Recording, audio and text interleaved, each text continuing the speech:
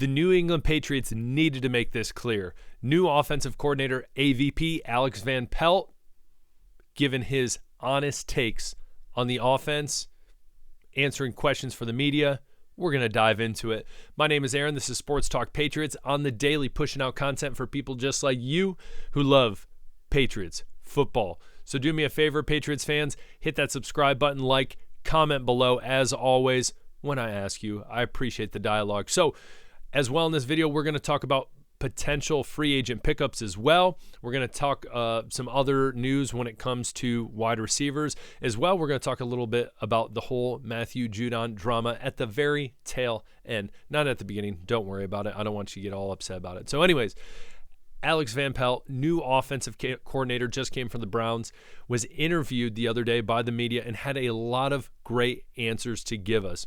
One of the things he talked about was experience was vital. As well, he defended Jacoby Brissett, which currently, as he said out of his own mouth, is the starting quarterback as of right now. And I think that is crystal clear. I think that is perfect. That is a great response. Coming into training camp, we all know Jacoby Brissett. Gerard Mayo said he's going to be QB1. He's QB1. He's QB1. Now you look at Gerard Mayo, how he's answering the question, and he says it is a competition, which is true.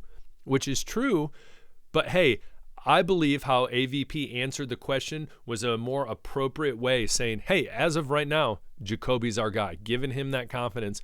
But that's important. But it is still a competition, and things will be figured out Monday, which Gerard Mayo has also said. But I respect the fact that AVP is willing to come out there and give a definitive answer, saying, yes, as of this point, Jacoby is our starter. Now, he paused. He made a bunch of comments on the quarterback battle between Jacoby and Drake, basically saying, "Hey, the offense and how we run it, it will be different for Jacoby as it is for Drake. So Drake, they're going to be running different things. You would imagine that there's going to be more probably RPOs, opportunities for Drake May to run the ball as opposed to Jacoby. So each person brings their different strengths, different weaknesses. But going back to that comment he made about experience is vital. You look at Jacoby Brissett, he's been in this offense before when he was with the Browns with AVP. So you got to think that he is leaning in his heart of hearts probably more towards Jacoby.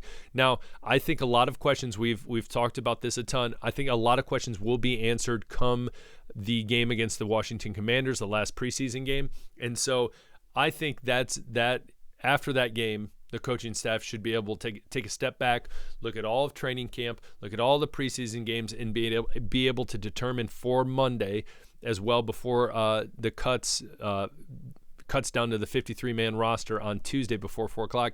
Hey, who are our starters? Let's get that solidified. Let's move forward. As well, he had some good things to say about the offensive line. Yes, there's still some question marks in that realm, obviously, but it's going to be interesting to see. Back to the whole quarterback thing as well, he was giving encouragement, confidence, reassuring that Jacoby, is a great leader, all these different things.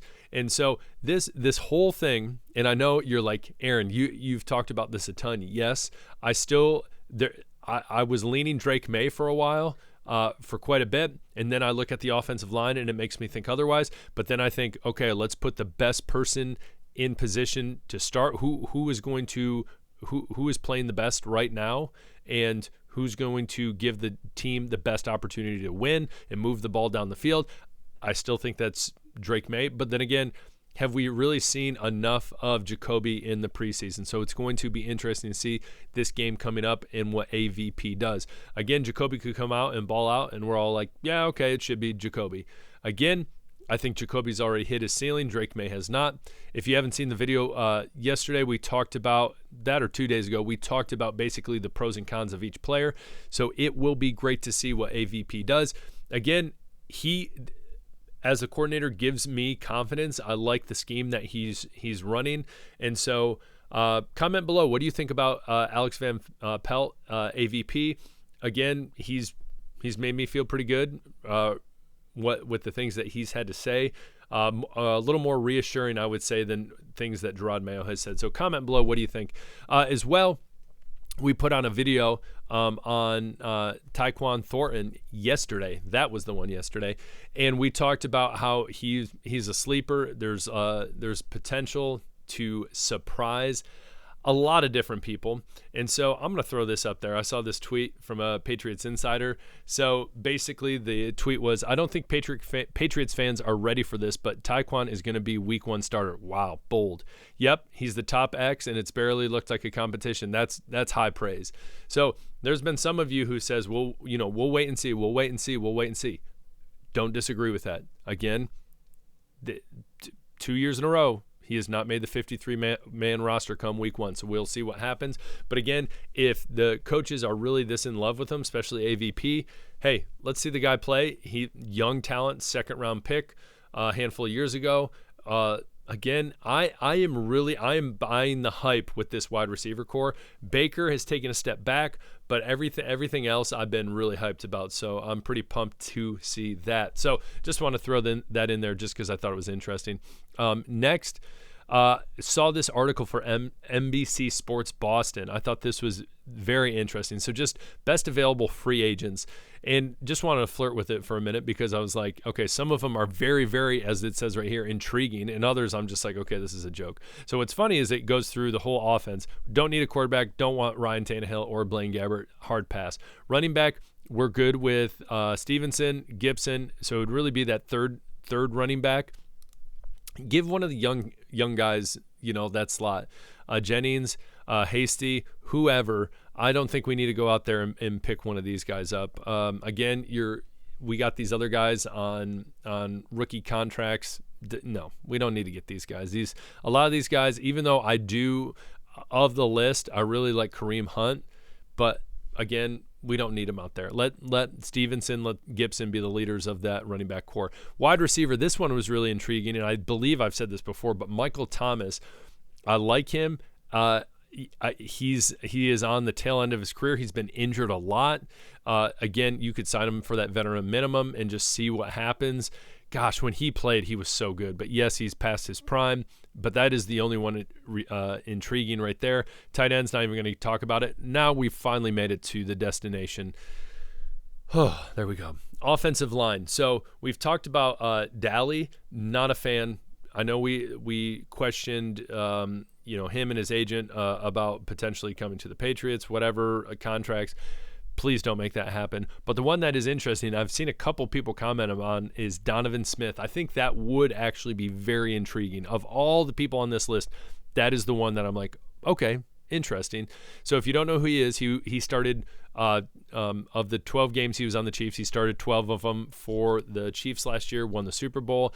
And then a few years before that, he was on the Tampa Bay Buccaneers when they won the Super Bowl with, Brian Hoyer. Sorry, my bad. Tom Brady. And so I think Donovan Smith is an interesting pickup. But then again, they gotta go out there and get him, and maybe he still wants a ton of money, which I don't think the Patriots would necessarily want to pay him. So it's intriguing to think about because I know a lot of people have said, why have we been looking at all these wide receivers when we have this young talent, but we need an offensive line? We know we need an offensive line. We need to answer some questions on the offensive line, and we have not really done much except drafted two guys. Yeah, sure, we've extended some contracts. Okorafor, in that we got him, and Wenu, we extended that contract, all that stuff. Again, that line is serviceable. This offense will be all right, but it's all up to the offensive line. So last but not least, just because I thought this was interesting, Matthew Judon, apparently the Patriots were done with him, sick with him, past their patience with the edge rusher, and so they're ready to get rid of him. If you remember the whole bout with Judon Mayo and Matthew Judon at practice, Judon didn't dress out. Judon Mayo went over there, possibly said something along the lines of, hey, if you're not going to be participating, just don't even be out here, something like that. So I could see any coach saying something like that, which understandable. So then he leaves kind of in a little tissy fit, whatever, and then he comes back the next day and you're thinking, oh, things are great, rainbows and butterflies. But in all reality, the Patriots probably always knew, like, hey, we want to trade him. We want to get something. Again, at first, I wasn't super happy with the third-round pick. But then again, think of it from this standpoint. He plays this whole season. He never gets a contract extension. He's going to be bitter with the New England Patriots. He's not going to re-sign with the New England Patriots. He's going to go find somewhere else, especially if he had a good season, which he could. You never know. He could have a good season. He will be the big dog on campus on that defense when it comes to the Atlanta Falcons. And so, but let's say he's still on the Patriots. We get all the way to the end of the season. He doesn't re-sign with the Patriots, and we're left with what? Nothing. So, third-round pick is better than nothing. But that being said, comment below on everything you think, or everything you're thinking about when it comes to AVP as the OC and his comments when it comes to Jacoby Brissett, Drake May. What do you think potentially about Donovan Smith? Again, that's just kind of an intriguing thought. What's your thought? I'm sure most of you would say, hey, I'd rather them spend more time thinking about the offensive line than wide receivers. We're in agreement there. Comment below. I love hearing from you guys. Again, before you leave, hit that subscribe button. I'd appreciate it. This is Sports Talk Patriots. Peace.